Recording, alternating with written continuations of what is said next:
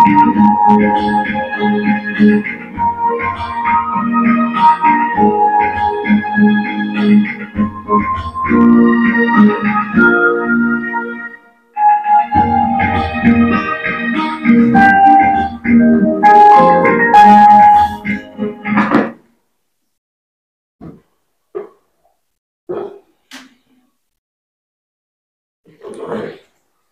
शांति।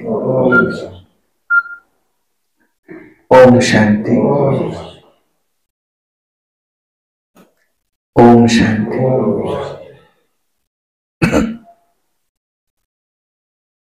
कल बाबा ने क्या कहा? स्वर्ग का राज्य वाला बाबा, स्वर्ग का राज्य वाला बाबा, नरक का राज्य वाला रावण। स्वर्ग का रचयिता है शिव बाबा, नरक का रचयिता है रावण। जिन रोया तीन कोई देहाभिमानी रोता है। रोना दुख की निशानी है। ये दुख की निशानी है।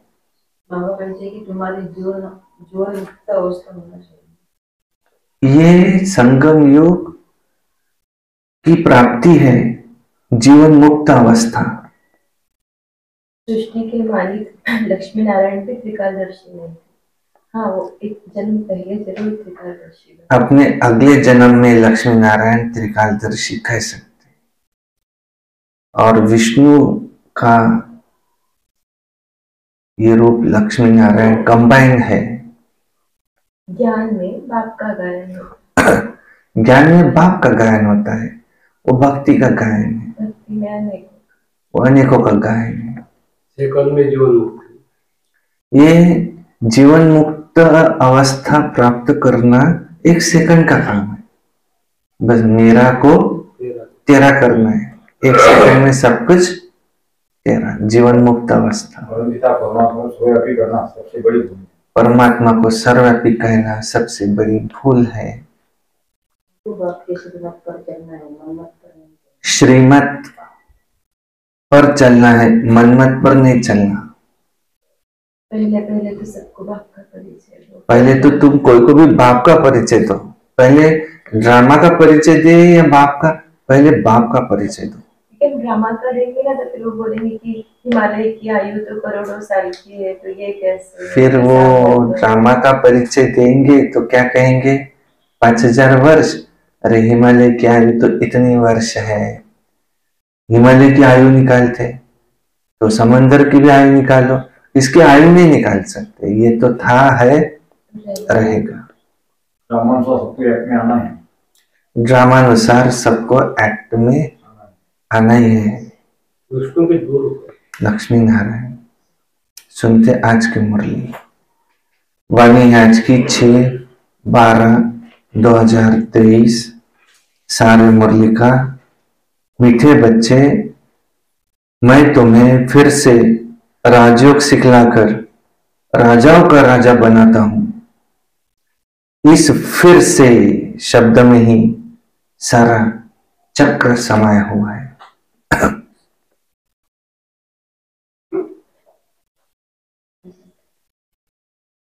बाबा कहते मीठे बच्चे,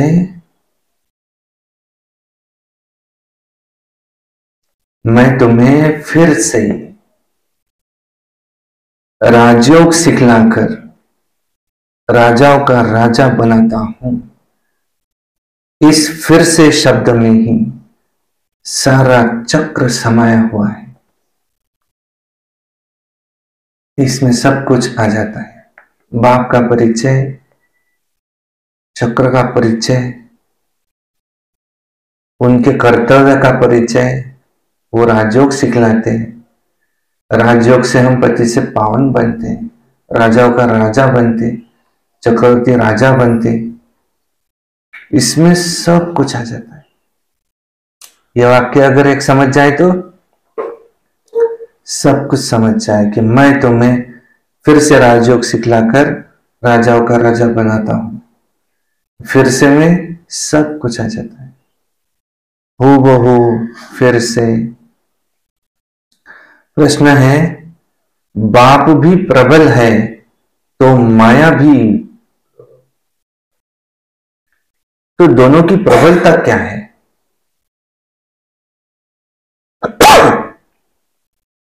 उत्तर है, बाप तुम्हें पतित से पावन बनाते। पावन बनाने में बाप प्रबल है, इसलिए बाप को पतित पावन सर्वशक्तिमान कहा जाता है।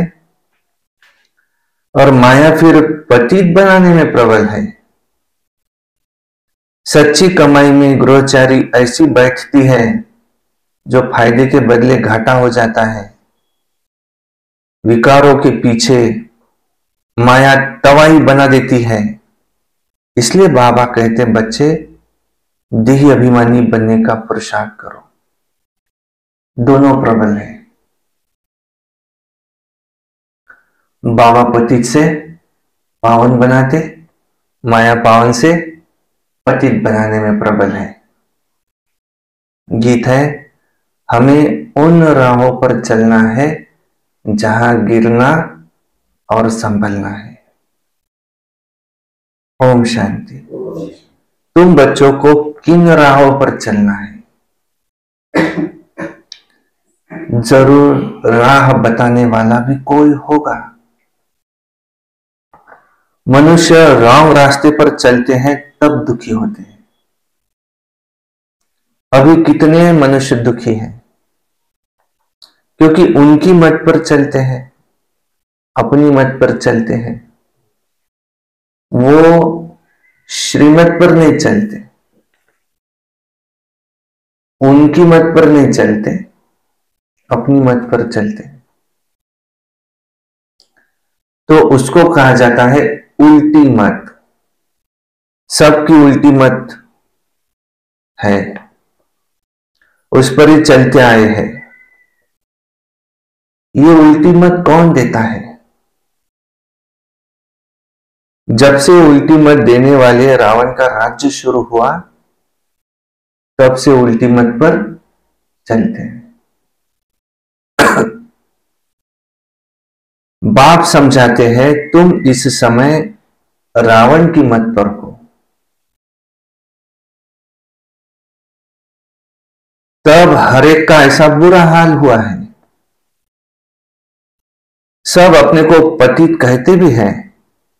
गांधी बापूजी भी कहते थे, हे पतित पावन आओ, तो गोया हम पतित हैं।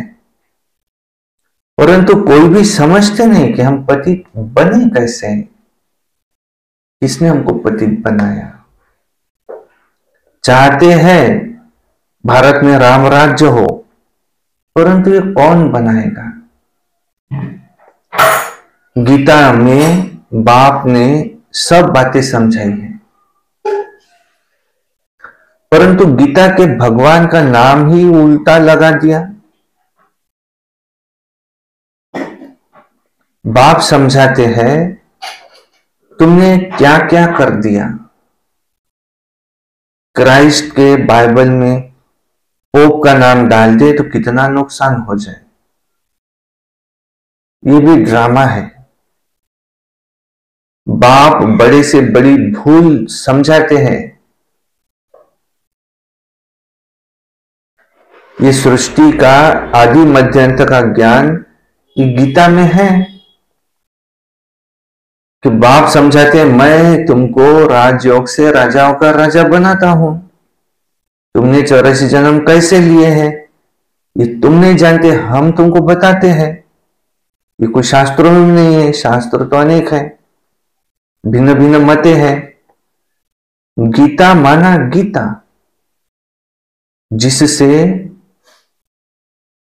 जिसने गीता गाई है उसने ही राय दी है। कहते हैं, मैं तुमको राजयोग सिखाने फिर से आया हूं। तुम पर माया का परछाया पड़ गया है, अभी फिर से मैं आया हूं। गीता में भी कहते हैं, हे भगवान फिर से गीता सुनाने आओ। उसमें भी फिर से है शब्द है, अर्थात फिर से गीता की नॉलेज दो। गीता में यह बात है कि आसुरी सृष्टि का विनाश और दैवी सृष्टि की स्थापना फिर से होती है। फिर से जरूर कहेंगे, गुरु नानक फिर से आएगा अपने समय पर, चित्र भी दिखाते हैं। श्री कृष्ण फिर से वही मोर मुकुट वाला होगा। तो ये सब राज गीता में है, परंतु भगवान को ही बदल दिया। हम ऐसे नहीं कहते कि गीता को नहीं मानते नहीं, हम गीता को मानते हैं, परंतु उसमें जो ये उल्टा नाम मनुष्य ने डाल दिया है, उनको बाप आकर के सीधा करके समझाते हैं। ये भी समझाते हैं हर एक आत्मा में अपना अपना पार्ट नोंदा हुआ है, सब एक समान तो नहीं हो सकते। जैसे मनुष्य माना मनुष्य, वैसे आत्मा माना आत्मा, परंतु हर एक आत्मा में अपना पार्ट भरा हुआ है। ये बातें समझाने वाला बड़ा बुद्धिमान चाहिए। बाप जानते हैं कौन कौन है जो समझा सकते हैं, कौन सर्विस करने में समझदार है। बाप जानते हैं किसकी लाइन क्लियर है, बाप जानते हैं कौन है जो देही अभिमानी रहते हैं। बाप जानते हैं सब तो परिपूर्ण देही अभिमानी नहीं बने हैं। ये तो अंत में रिजल्ट होंगी। इम्तिहान के दिन जब नजदीक होते हैं तो मालूम पड़ जाता है ना कि कौन कौन पास होंगे। टीचर्स भी समझ सकते हैं कि कौन कौन पास होंगे, और बच्चे भी समझते हैं कि ये सबसे तीखा है। वहां तो ठगी आदि भी हो सकती है, यहां वो बात नहीं हो सकती। ये तो ड्रामा में नूंद है, और कल को पहले वाले ही निकलेंगे। हमें पता चलता है सर्विस की रफ्तार से, ये सच्ची कमाई, इस सच्ची कमाई में घाटा और लाभ, गृहचारी आदि भी होती है। यह है तुम्हारी सच्ची कमाई। जैसे उस कमाई में भी घाटा और लाभ होता है, इस कमाई में भी घाटा लाभ होता है। गृहचारी आदि आती है, चलते चलते माया की ग्रहचारी बैठती है, चलते चलते टांग टूट पड़ती है। गंधर्व विवाह करने के बाद तो फिर माया एकदम तवाई बना देती है।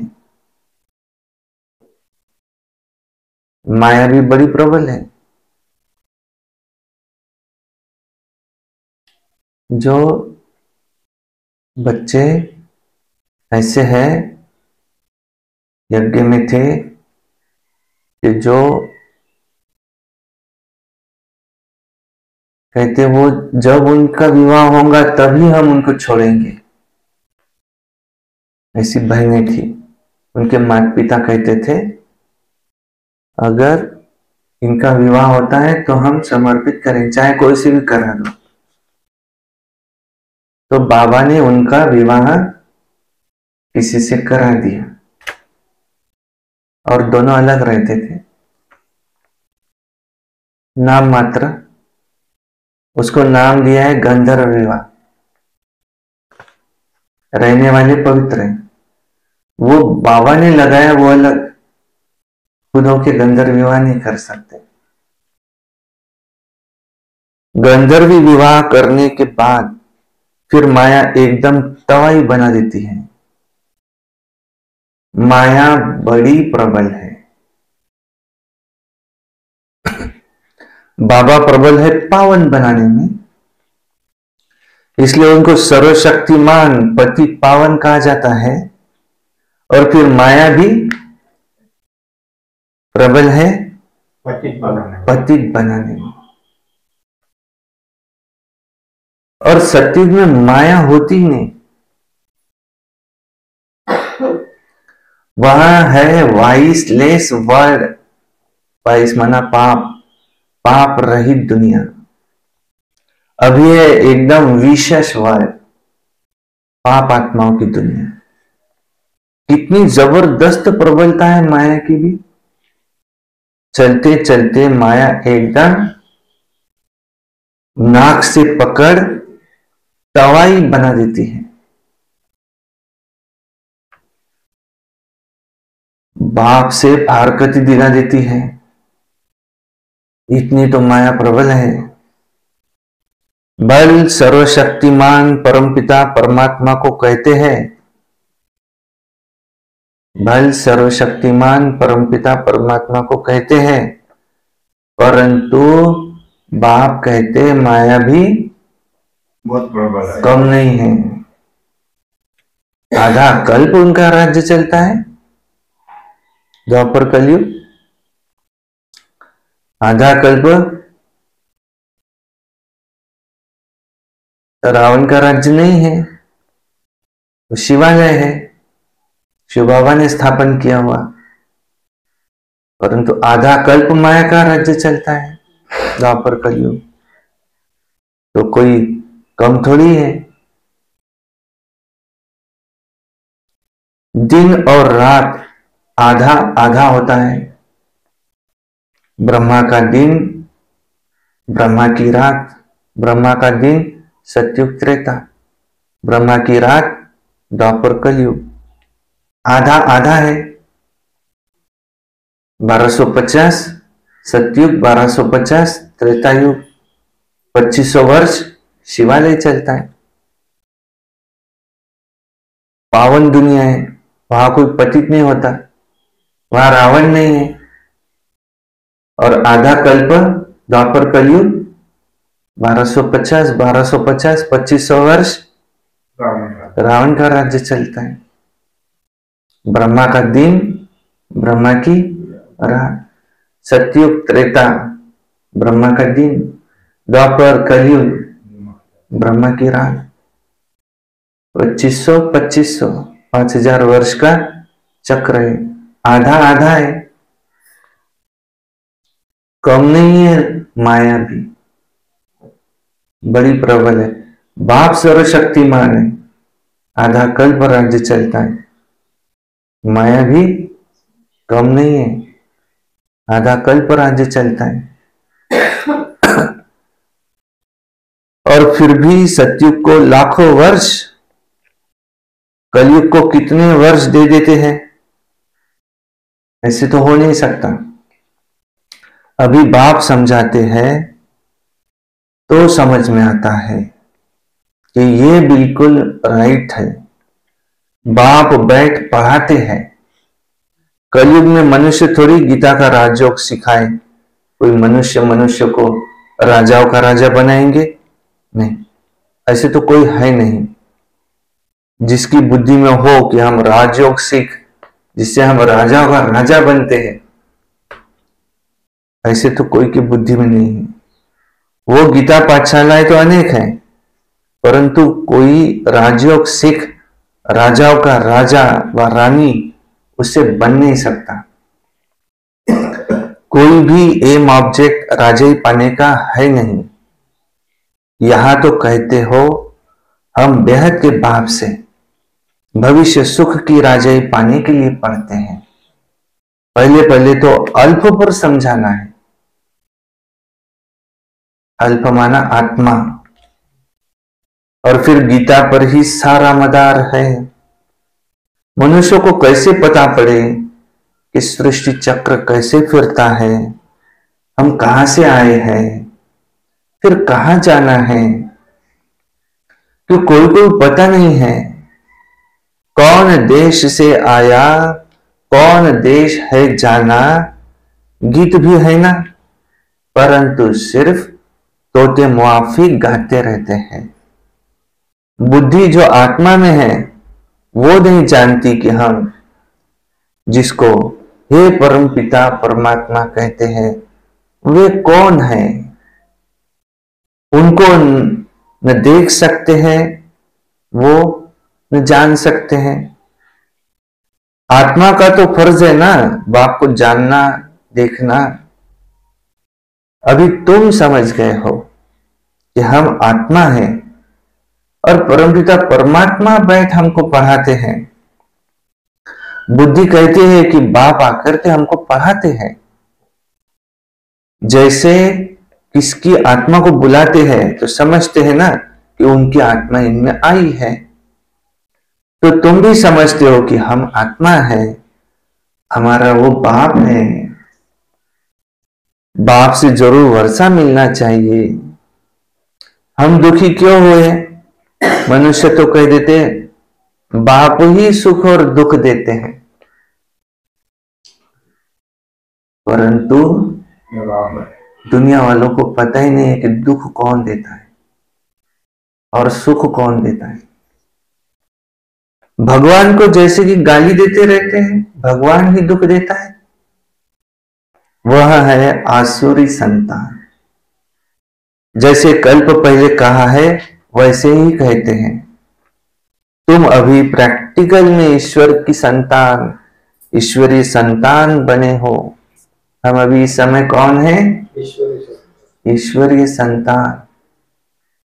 प्रैक्टिकल में आगे तुम किसकी औलाद थे?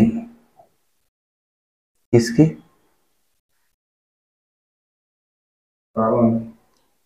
इससे पहले आसुरी औलाद थे।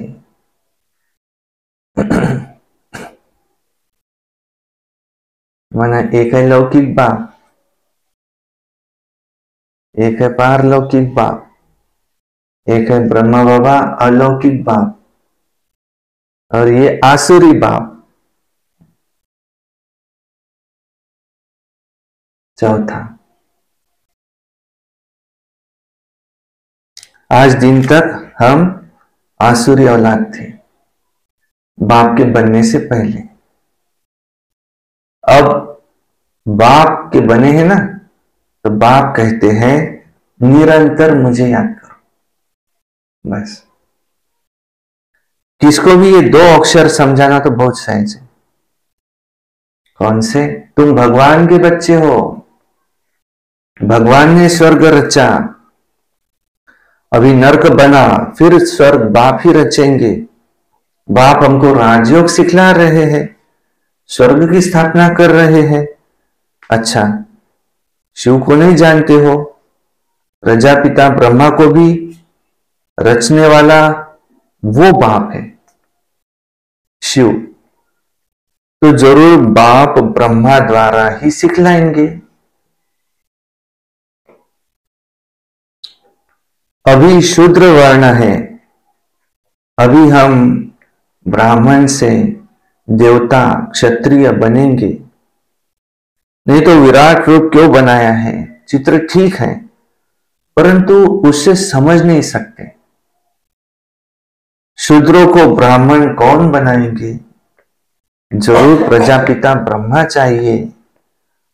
फिर उनको कैसे अडॉप्ट किया? जैसे तुम कहते हो ये मेरी स्त्री है, अच्छा, उनको मेरी कैसे बनाया? अडॉप्ट किया, उसकी सारी जिम्मेवारी ली, उसको अडॉप्ट किया। बाप कहते हैं मुझे भी, माता पिता कहते हो मैं बाप तो हूं, तो मेरी कहां से लाऊं? तो मैं इनमें प्रवेश कर इनका नाम ब्रह्मा रखता हूं।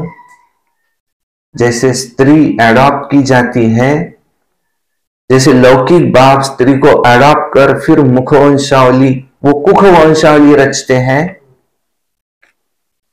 तो बाबा ने फिर इनमें प्रवेश कर इनको अडॉप्ट कर इनके मुख के द्वारा यह मुख वंशावली बनाई है। उनकी है कुख वंशावली। वो भी हुए हद के ब्रह्मा, एक एक फैमिली के। ये है ग्रेट ग्रेट ग्रैंडफादर, ये है प्रजापिता ब्रह्मा, इतने बच्चे हजारों। तुम कहते हो तो अब हम है ब्रह्मा की संतान, ब्राह्मण ब्राह्मणिया, तो जरूर इनका ही नाम ब्रह्मा है। फिर ब्रह्मा किसका बच्चा? तो निराकार शिव बाबा का बच्चा।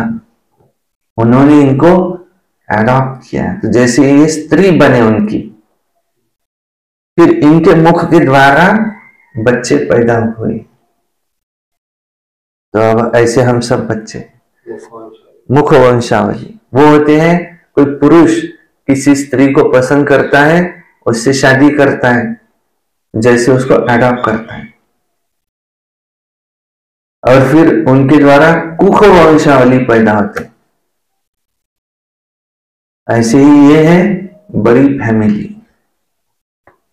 और शिव बाबा है हम सबका बाप, आत्माओं का पिता, परम पिता शिव परमात्मा। इनको किसने अडॉप्ट किया? बेहद के बाप ने। दृष्टांत बड़ा अच्छा है, परंतु जिसकी बुद्धि में बैठा होगा वो कोई को समझा सकेगा। बुद्धि में नहीं होगा तो उनको समझाना आएगा ही नहीं। लौकिक और पारलौकिक बाप तो है ना, वह भी स्त्री अडॉप्ट कर फिर उसको मेरी कहते हैं, ये मेरी है। ब्रह्मा बाबा भी इनको कहते ये मेरी है। ये फिर इनमें प्रवेश कर इनको अडॉप्ट करते हैं। खुद कहते हैं मुझे निराकार को इनका आधार लेना पड़ता है, परमात्मा को भी प्रकृति का आधार लेना पड़ता है। तो फिर नाम भी बदली करता हूं, एडॉप्शन के बाद नाम बदल जाता है। एक ही टाइम कितनों के उस समय नाम रखे, फिर ब्राह्मणों के भी नाम बदले। नाम की लिस्ट भी तुम्हारे पास होनी चाहिए, प्रदर्शनी में नाम की लिस्ट भी दिखानी चाहिए कि बाबा ने कैसे एक ही समय नाम रखे। बाबा ने हमको अपना बनाया तो नाम बदलाया। उनको भृगु ऋषि कहते हैं। जन्म पत्री तो भगवान के पास ही है, वंडरफुल नाम है। अब सभी तो है नहीं, नाम तो रखे थे, परंतु कोई फिर यहां से आश्चर्यवत भागंती हो गए। माना आज है कल है नहीं। क्यों? कई ऐसे हैं जो आज है जो कल है नहीं, भागंती हो गए। क्यों?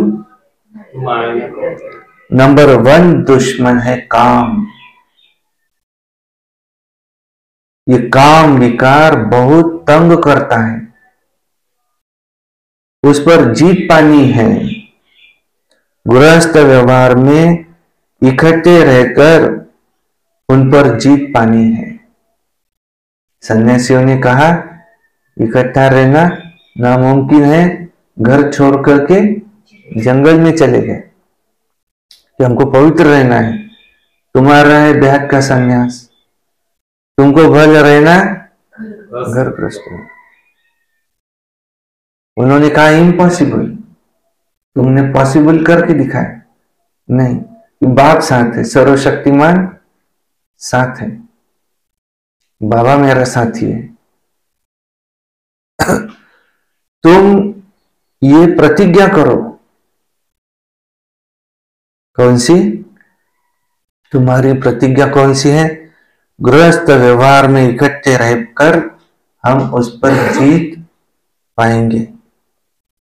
फिर अपनी वृत्ति देखनी है, वृत्ति से शुरुआत। वृत्ति देखनी है, कर्मेंद्रियों से विकर्म नहीं करना है। बाप कहते तूफान तो सबको आते हैं,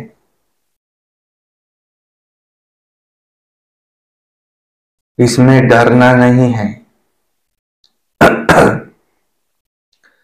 बाबा से कई बच्चे पूछते हैं, बहुत बच्चे पूछते हैं कि ये धंधा करे व नहीं करे, कोई धंधा है करे या न करे।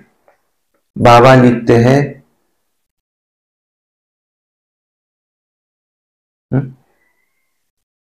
कोई बाबा से पूछते बाबा मैं ये धंधा करूं या नहीं करूं।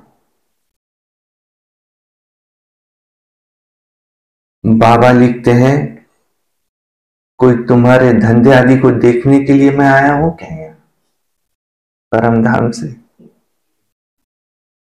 तुम कौन सा धंधा कर रहे हो, फिर मैं आकर के तुमको कहूं, फिर तुम मुझे पूछो बाबा मैं ये धंधा करूं ना करूं। मैं आया हूं तुमको सबको वापस ले जाए। सब पति बन गए थे, नहा धो करके अपना पावन बनना है, आत्मा मैली हो गई थी, योग लक्ष्य साबन लक्ष्य दिया बाबा ने कि मुझे बनना है। उस साबन से उसको याद रखो हमेशा, मुझे लक्ष्य सोप से मुझे नहा करके शुद्ध बन करके वापस जाना है। और तुम पूछते हो बाबा मैं ये धंधा करूं वो धंधा करूं, क्या मैं इसलिए आया हूं, ये देखने के लिए आया हूं।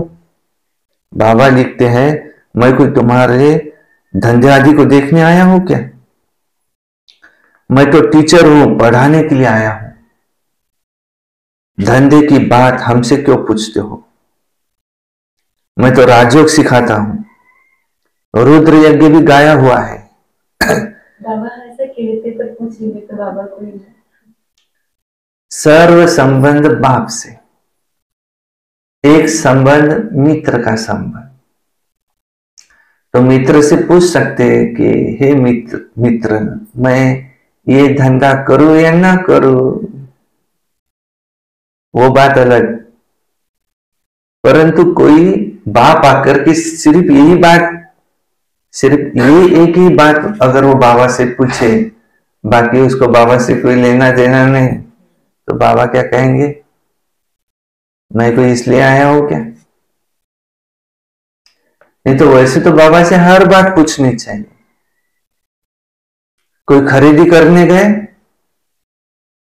बाबा ये पर्दा लूं या ये पर्दा लूं, मुझे ये ठीक लग रहा है। बाबा कहता है ये नहीं ये अच्छा है। आता है ऐसा,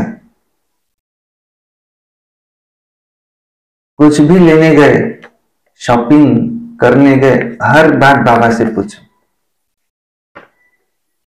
हर समय बाबा से पूछो, हर बात।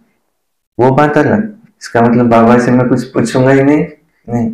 पर कोई एक ही बात पूछता है बाबा को, बाकी उसको कोई लेना, बाबा वो पतित से पावन को छोड़ो, पहले मुझे ये बताओ मैं ये धंधा करूं या ये धंधा करूं।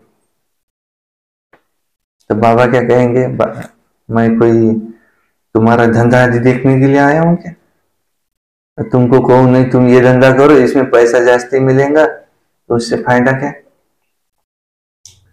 मैं तो तुमको वापस ले जाने आया हूं।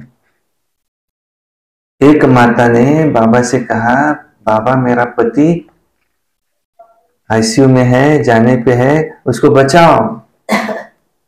बाबा ने मुरली में उस दिन कहा था, एक दिन ये वंडर लगता है बाबा को, अरे मैं आया हूं सबको ले जाने, उस समय फिर कि तुम ऐसे ही करेंगे क्या। जब जाने का समय, कितनी कच्ची अवस्था हुई, जिसको जाना है ड्रामा में उसको तो कोई रोक नहीं सकता।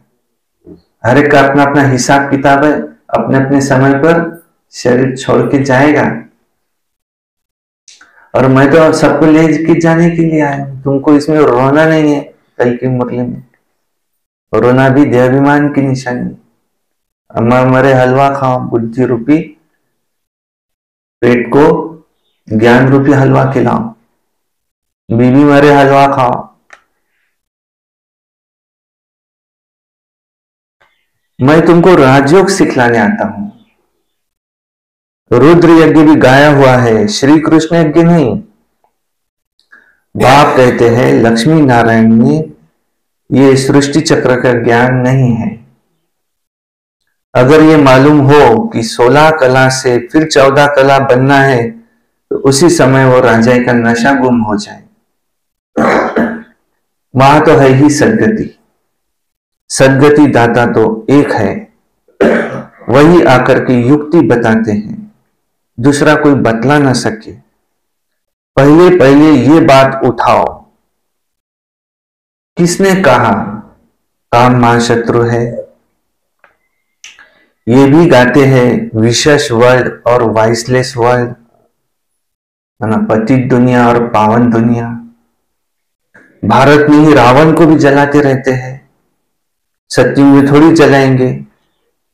अगर ये कहते हैं कि अनादि है, सत्युग में भी था, फिर तो सब जगह दुख ही दुख होगा, तो फिर स्वर्ग कैसे कहेंगे।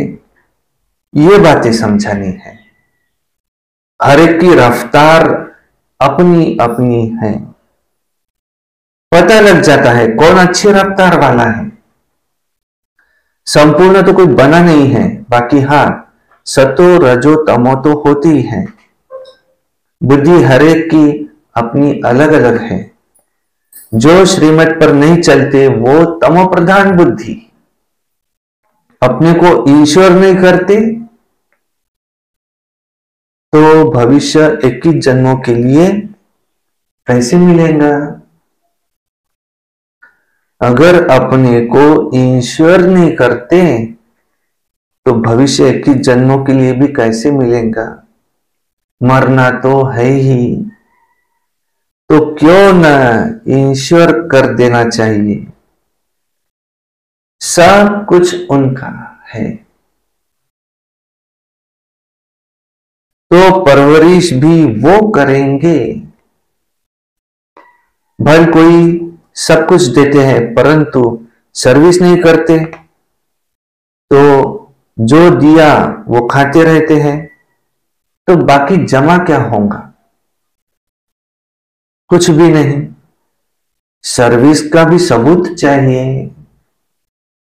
सब कुछ ईश्वर करने के बाद, सरेंडर होने के बाद ऐसे भी नहीं अब बैठकर खाते रहो। सर्विस का सबूत चाहिए। देखा जाता है कौन पंडे बन आते हैं, नए बीके भी आपस में सेंटर चलाते हैं, उनको भी आफरीन दी जाती है। ये नॉलेज तो बड़ी सहज है।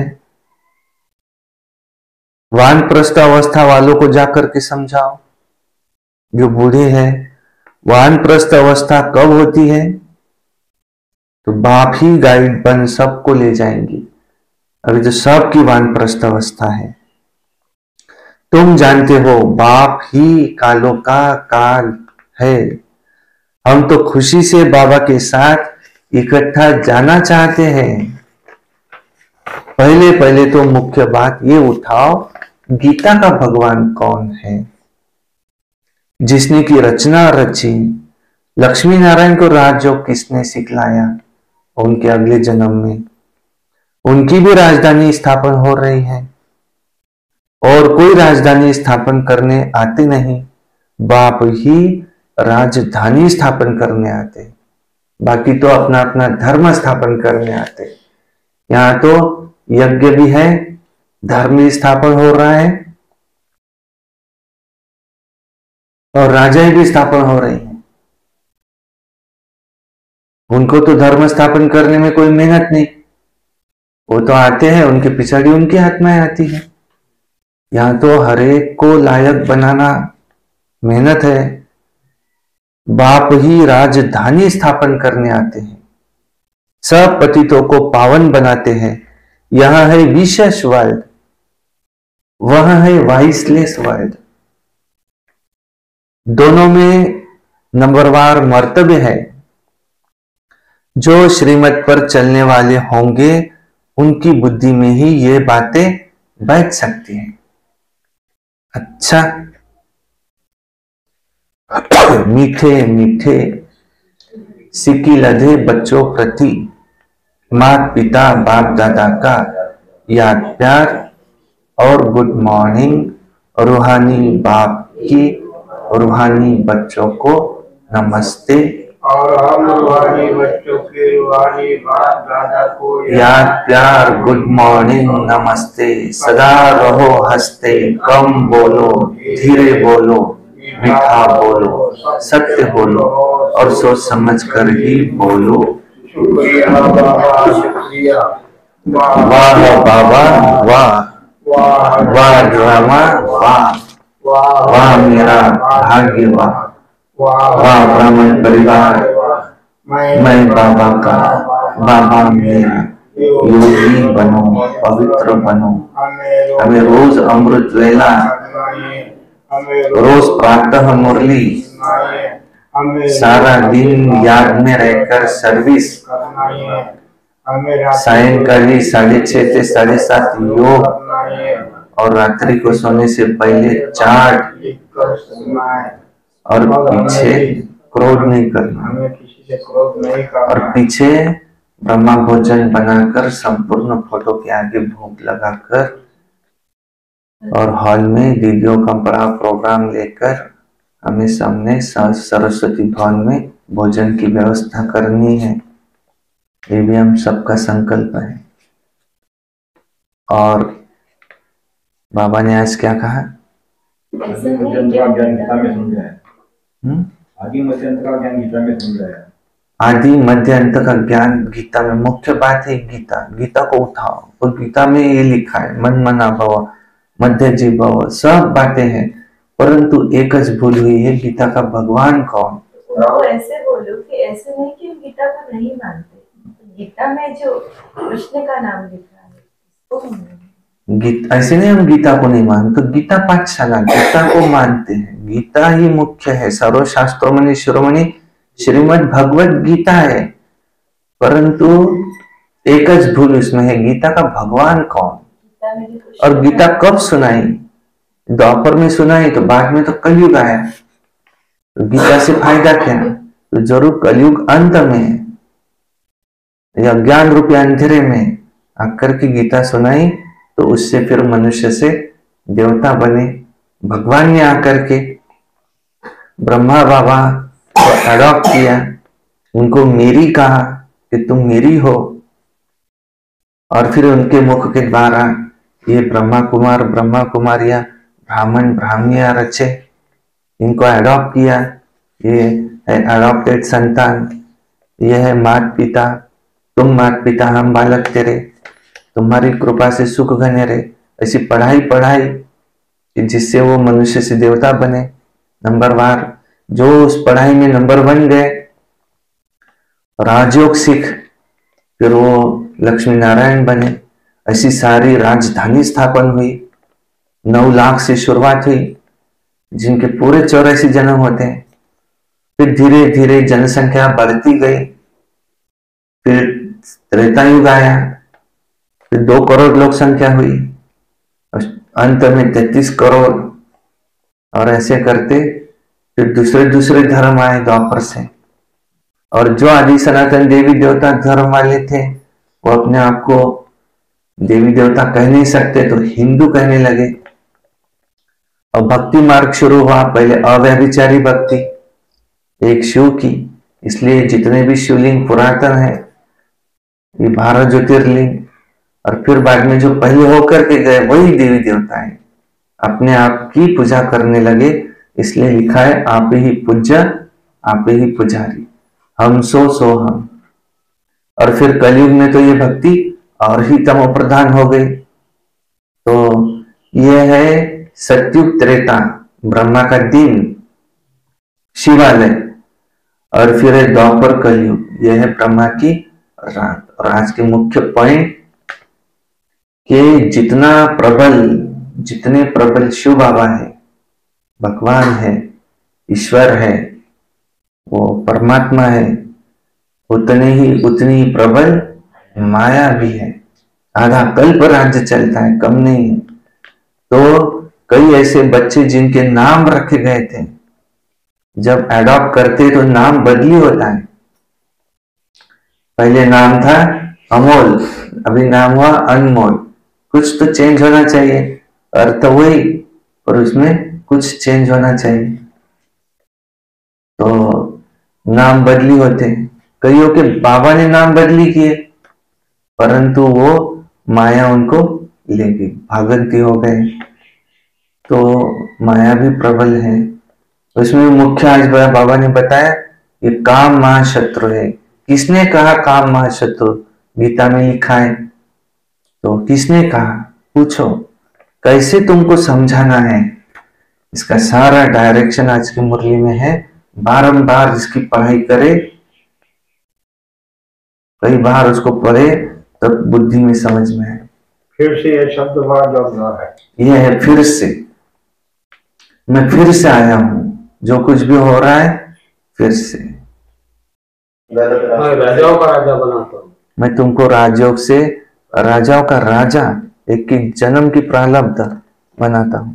गलत रास्ते से चलो तो दुख निश्चित है। माया का मनमत से चलेंगे तो दुख निश्चित है, एंड उसका दुख है। और श्रीमत पर चलेंगे तो भले हमको नहीं समझ में आता है, गलत लगता है, पर श्रीमत है ना, कहती उस पर चलो। इसमें करने के बाद माया तो वही मचा। जो गंधर्व विवाह करते उनकी बात, हमको उससे कोई लेना नहीं, करना भी नहीं, जाना भी नहीं उस रास्ते से। माया बाप से फारकती देने लगा। माया है जो बाप से फारकती देने लगा। एग्जांपल देके समझाया, जैसे पुरुष स्त्री का अडॉप्ट करते, ऐसे वंशावली बच्चे यह है मुख वंशावली। सुनते धारणा के लिए मुख्य सार नंबर 1, बुद्धि की लाइन सदा क्लियर रहे, इसके लिए देही अभिमानी रहना है। सच्ची कमाई में माया किसी प्रकार से घाटा न डाल दे, संभाल करनी है। यह है सच्ची कमाई। 2 नंबर है, कर्मेंद्रियों से कोई भी विकर्म नहीं करना है। ईश्वर करने के बाद सर्विस भी जरूर करनी है। ऐसे भी नहीं सब कुछ दे दिया आप, नहीं, अब बैठ के खाओ, सर्विस भी जरूर करनी है। वरदान, माया को दुश्मन के बजाय पाठ पढ़ाने वाली सहयोगी समझ, एक रस रहने वाले माया जीत भावा। माया आती ही है आपको पाठ पढ़ाने के लिए, इसलिए घबराओ नहीं, उससे पाठ पढ़ लो। कभी सहनशीलता का पाठ, कभी शांत स्वरूप बनने का पाठ पक्का कराने के लिए माया आती है। इसलिए माया को दुश्मन के बजाय अपना सहयोगी समझो, तो घबराहट में हार नहीं खाएंगे। पाठ पक्का करके अंगद के समान अचल बन जाएंगे। कभी भी कमजोर बन माया का आह्वान नहीं करो, तो वो विदाई दे देंगी, विदाई ले लेंगी अथवा दे देंगी। स्लोगन, हर संकल्प में दृढ़ता की महानता हो तो सफलता मिलती रहेगी। संकल्प के साथ, प्रतिज्ञा के साथ, उसमें क्या हो, दृढ़ता करना ही है। सिर्फ प्रतिज्ञा नहीं की, लेकिन दृढ़ प्रतिज्ञा, रोज उसकी रिवीजन, दृढ़ता। अच्छा, ओम शांति शांति शांति। ये थी मीठे बाबा की मीठी शिक्षाएं।